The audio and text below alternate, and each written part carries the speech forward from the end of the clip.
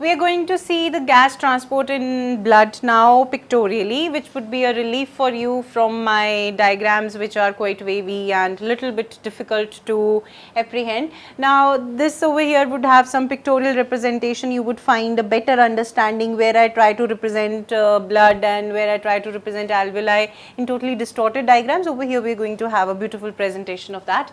So first of all, we have gas transport in blood. Now you know that there are two gases which are involved in the respiration and breathing mechanisms that we are discussing. The two gases are carbon dioxide and oxygen, and we are going to study about that only. When we studied about their exchange, we saw that the exchange was taking place at tissues and alveoli, and the structure of that exchange area, basically the membrane across which that exchange was taking place, it enabled the exchange easily. The primary primary driving force behind that exchange was the difference in partial pressures. That is one part. What we are going to concentrate over here is that how that gas transport takes place once the gas has been exchanged within the cells into the blood. Now the blood being the connective tissue, it carries both the gases, whether carbon dioxide or oxygen. Now it has affinity for carbon dioxide, which is more as compared to oxygen. Blood has certain components which enable the transport of these gases. We studied that how hemoglobin plays an important role in the transport of oxygen, how there is an enzyme known as carbonic anhydrase which has an important role in transporting carbon dioxide, bicarbonate ions and rest of the things, if you can recall. Over here we are going to do that only, but in a better pictorial representations. First of all, let us consider about oxygen. Oxygen forms oxyhemoglobin with hemoglobin molecules, and on the other hand carbon dioxide, it forms the bicarbonates in plasma. First and foremost thing that is of the difference, that there would be oxyhemoglobin with the hemoglobin molecules which are present in RBCs. Okay, RBC is a component of blood and plasma is also a component of blood. So you are going to find CO2 in the form of bicarbonates in plasma, while you are going to find oxygen in the form of oxyhemoglobin in RBCs. Now this is somewhat resembling how I used to represent heart, and this is the heart. Okay, you are being shown the deoxygenated blood. When I say deoxygenated blood, that means blood rich in carbon dioxide. It is devoid of oxygen. The 5 milliliter of oxygen that we were talking about has been taken up by the tissues. So the blue represents the deoxygenated blood, the red represents the oxygenated blood. Now there won't be separate alveoli as shown over here, separate alveoli for carbon dioxide and separate alveoli for oxygen. It would be the similar alveoli. Just for the representation purpose, they have taken these alveoli. These ones are for the carbon dioxide. When the carbon dioxide is inhaled, okay, carbon dioxide is never inhaled first of all. When the carbon dioxide is exhaled, we are representing these alveoli, and over here oxygen is for these alveoli. Now let's talk about, you have inhaled the air and that would be taken up, the oxygen would be taken up from there. So you are making the blood which has come from heart, okay, to the lungs, you are making it oxygenated. The oxygenated blood, the blood which was deoxygenated. Now let's start from here. Keep this lower part aside, keep these pulmonary circulation up, we are going to consider it. Now see, the heart has pumped deoxygenated blood that came to it towards the lungs. The heart reaches over there, it throws out carbon dioxide and it is devoid of carbon dioxide. Now it takes up oxygen and goes to heart again. From that heart area, it is pumped towards the tissues. When it goes towards the tissues, what happens? It takes the oxygen and drops the oxygen over at the site of tissues. From the tissues, it takes up carbon dioxide, and in this way the circulation takes place. Now what you have to remember over here, out of all this what I have said, you have to remember that this part, that is the deoxygenated part, would have maximum bicarbonates in their plasma, and the oxygenated part would have RBCs rich in oxyhemoglobin. So this is what is the crux of this entire gas transport that we have seen. Next thing is how this exchange is taking place. Because we have seen the gas transport, how it takes place. Next we are going to see that how exchange takes place. First representation is of external respiration in lungs, where the pulmonary gas exchange takes place. Now what is pulmonary gas exchange? That is, you have alveoli, you have air which is rich in oxygen, the air which is rich in oxygen has to give its oxygen to the blood. Okay, the blood which is having RBCs, which is having plasma, which has lot of bicarbonates inside it, because it has come with the carbonates from the bicarbonates rather, it is deoxygenated blood that has reached the pulmonary exchange site. It would take up oxygen and instead it would give carbon dioxide back to the alveoli. And the second representation is of internal respiration in the body tissues, where the systemic capillaries would be responsible for gas exchange. Now, what did systemic capillaries bring with them? See this diagram. These are the systemic veins. These systemic veins, they bring about oxygenated blood. So this over here is the systemic capillary gas exchange, where you get oxygenated blood and it is to be exchanged at the tissue site. The oxygenated blood would be given, the oxygen would be given to the tissues and the blood would become devoid of oxygen. At that place carbon dioxide would come and it would become deoxygenated. So this is what we have to see. Now let us see what the diagram is trying to represent.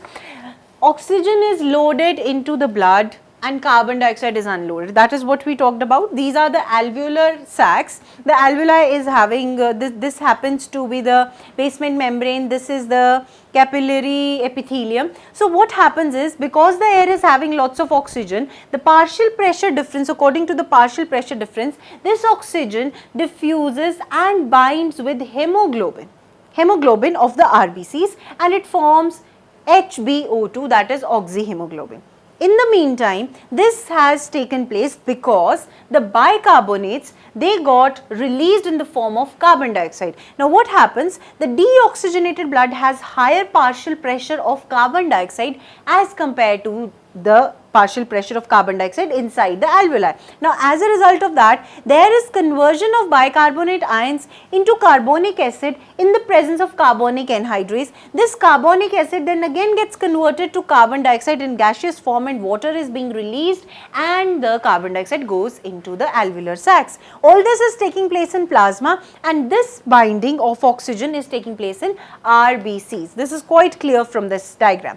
Over here, what would happen at the site of tissues? Now tissues are having high partial pressure of carbon dioxide because cellular respiration has taken place, which results in the formation of carbon dioxide. Now because of high partial pressure, this carbon dioxide has to diffuse out and it would go into the plasma. You know, plasma is rich in water, it would combine with water and form carbonic acid. Now again this reaction is being assisted by carbonic anhydrase. This reaction, as you can see over here, this is nothing but reverse of this. So the enzyme carbonic anhydrase, it is assisting in both the ways of reaction.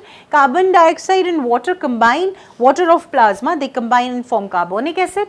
Carbonic acid then further breaks into bicarbonate ions and hydrogen ion. This is how the bicarbonate ion formation that we studied, that we talked about, that it moves in the form of bicarbonate. Now the blood becomes deoxygenated and this is how what we have discussed takes place. So this is the systemic capillary.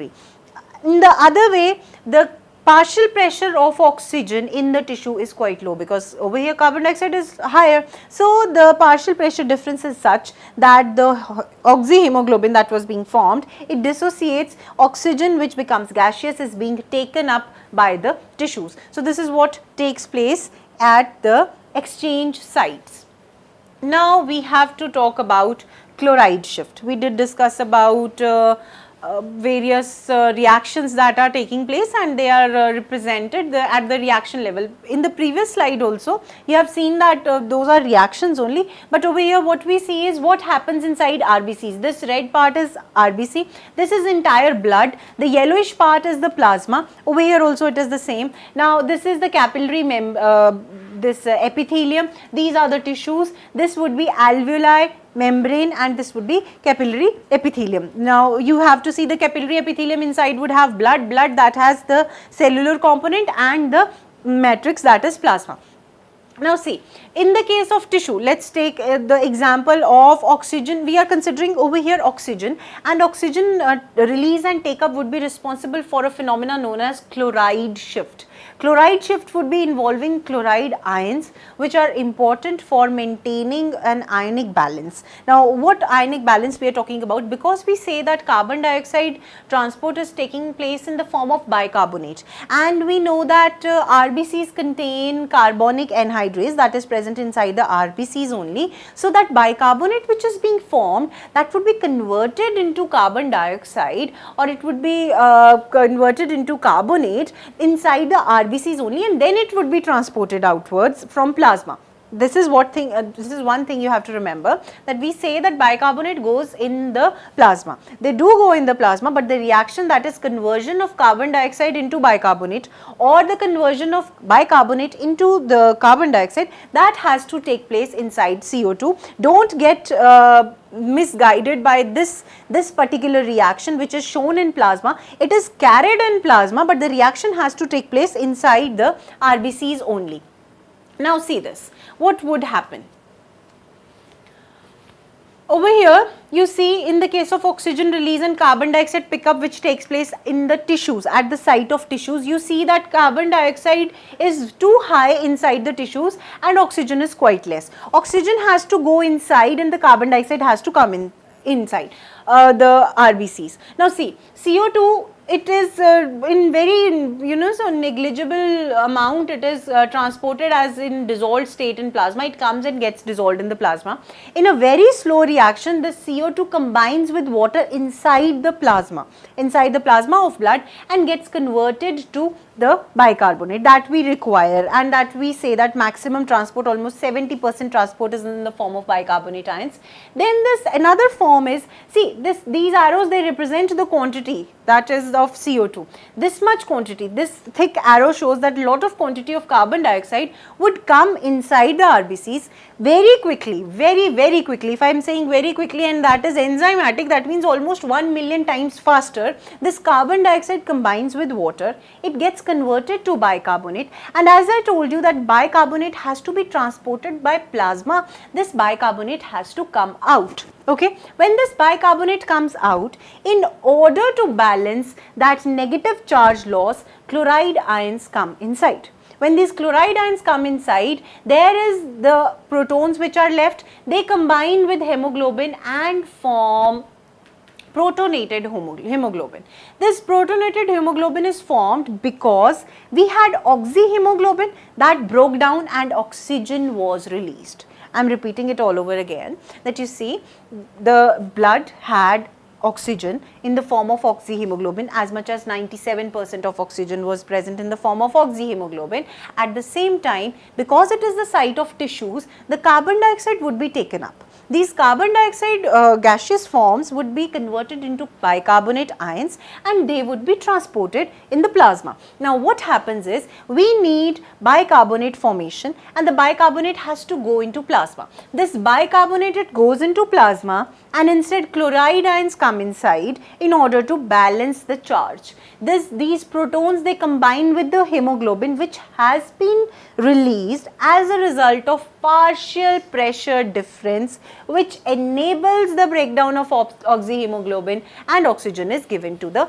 tissues. This is what takes place at the site where carbon dioxide is being picked and oxygen is being released. On the contrary, at the site of alveoli, oxygen has to be picked and carbon dioxide is to be given out to the alveoli. Now you know that bicarbonates which were outside, they would move inside because the reaction has to be very rapid. For making the reaction very rapid, you need the enzyme. That enzyme is present inside the RBCs. Now what will happen? There would be a reverse chloride shift. First of all, the chloride ions would come out and carbonates would go inside. These bicarbonates would combine with hydrogen ions. Now how those hydrogen ions are being released? Because now the oxygen combines with hemoglobin and the proton is being released from the protonated hemoglobin.